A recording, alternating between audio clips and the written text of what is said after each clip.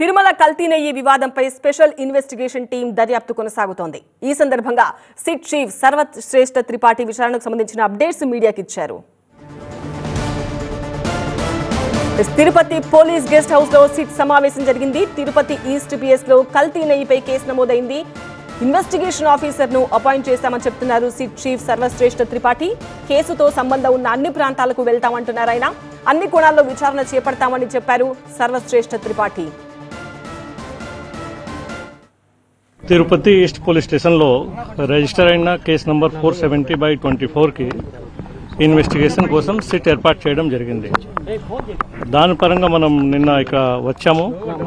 వచ్చినాక మన సిట్ కమిటీతో ఒక మీటింగ్ జరిగింది. మీటింగ్ తర్వాత కేసు డైరీకి మనం తీసుకున్నాను, రిక్విజిషన్ ఇచ్చాము. అండ్ ది సేమ్ టైం మన ఐఓ కూడా అపాయింట్మెంట్ చేశాము. ఫర్దర్ దాంట్లో కేసులో స్టడీ చేస్తూ డిఫరెంట్ టీమ్స్ మనం డిఫరెంట్ ప్లేస్లో కోసం ఇన్వెస్టిగేషన్ కోసం మనం పంపిస్తాము. దానికోసం మన యాక్షన్ ప్లాన్ ఇప్పుడు మనం తయారు చేస్తున్నాము.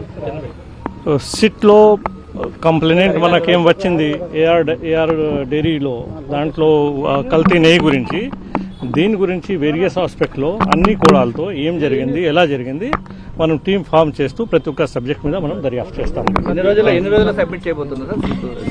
ఇప్పుడు మనం ఇనిషియల్ స్టేజ్ లో మనం వచ్చాము, విచారిస్తున్నాను. టైం టు టైం మీకు ఏం ఫర్దర్ ఇన్ఫర్మేషన్ ఉంటే మీకు ఇచ్చేస్తాను.